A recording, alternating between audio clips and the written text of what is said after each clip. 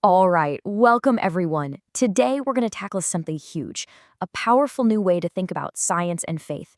And this is especially for those of you preparing for ministry in a world that is, let's be honest, full of tough questions. Okay, so here's how we're going to break this down.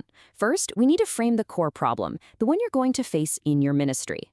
Then, we'll introduce McGrath's, well, pretty groundbreaking solution. After that, we'll unpack his method, and finally, we'll see how all of this gives you real practical tools to be a more effective pastor today.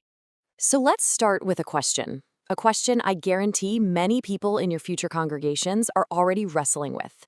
It's a challenge that, for many, feels like this deep, impossible conflict. You know, for so many people, the relationship between science and faith is stuck in what we call a warfare metaphor. And this creates a very real pastoral crisis. It basically forces believers into a corner where they feel like they have to choose. They come to you and say, "Pastor, my biology textbook says humans evolved. How can I believe that and still believe Genesis?" See, this isn't some theoretical debate. It's a real painful challenge to someone's faith. So where do we go from there? Well, let's see how the theologian McGrath, who, by the way, was a scientist first, offers a really courageous and, I think, game-changing alternative to this whole conflict model. This is where McGrath completely flips the script. Think about it. The early church fathers, they didn't have all the language they needed, so they used the philosophical tools of Platonism to articulate something as complex as the Trinity. Later, Aquinas used Aristotle's logic.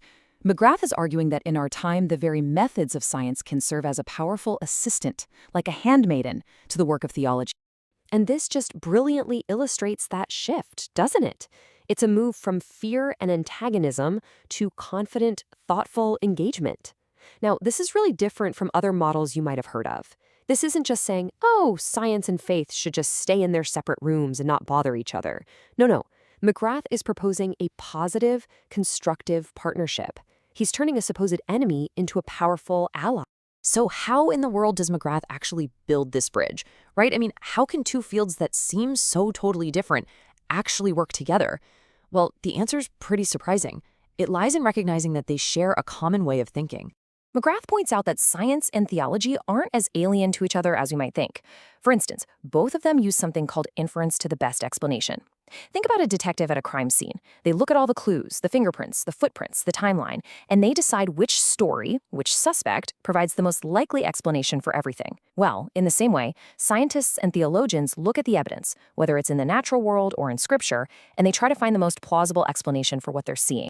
Now, this shared foundation has a name. It's called critical realism. And really, it's a simple but incredibly profound belief. It's the idea that both the physicists studying the cosmos and the theologians studying God start with the same conviction, that they are trying to describe something real, something that is out there, totally independent of their own minds. I mean, think about it for a second. A scientist can't physically see a quantum field, right? So what do? They create models to help them understand it and work with it. In the exact same way, theology uses models and analogies, like the Trinity, to help us get our minds around a divine reality that is far beyond our direct sight. This isn't a weakness. It's a fundamental intellectual tool that both fields rely on. Okay, this is all fascinating theory, but let's get practical. How does this framework actually give you tangible, theologically sound ways to engage with science in your day-to-day ministry? Well, first, it lets us have a refreshed, natural theology. We're not trying to prove God exists through nature, but we can certainly appreciate his creation more deeply. Following theologians like T.F. Torrance, we can look at the incredible order and beauty in the universe as pointers, as echoes of God's creative handiwork. And this Christ-centered view of creation, well, it can also provide a powerful alternative to traditional beliefs that might see spirits in every river or tree, instead pointing to the one creator God who lovingly made and sustains it all. Second, it gives us a really robust principle for interpreting the Bible. And this has deep roots, going all the way back to thinkers like Augustine and Calvin. The process is this. You always start with Scripture as your primary authority, but you also respect what science has firmly established about the natural world. So, for example, when we read the creation accounts in Genesis, we can fully appreciate the profound theological truths they convey without ever needing to get into a useless fight with science over the precise age of the earth. So let's bring it all home. What are the key takeaways from all of this for your work as pastors and theologians right here and now in Nigeria? What this approach gives you is a powerful toolkit.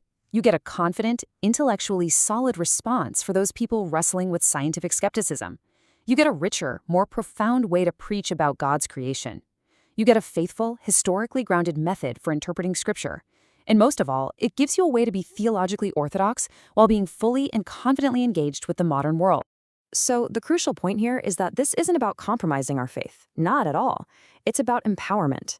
McGrath's project offers us a path to be theologically faithful, to be intellectually rigorous, and to be confidently engaged with the real questions your people are asking. It proves that a deep faith and a deep respect for science can and absolutely should go hand in hand. And that leaves us with a final and, I think, provocative thought. If we actually move past this old warfare model and start to see science and faith as potential allies, well, what new conversations can we as the church begin to have? This shift opens the door to incredible new opportunities for witness, for dialogue, and for amazing discovery right within our own communities.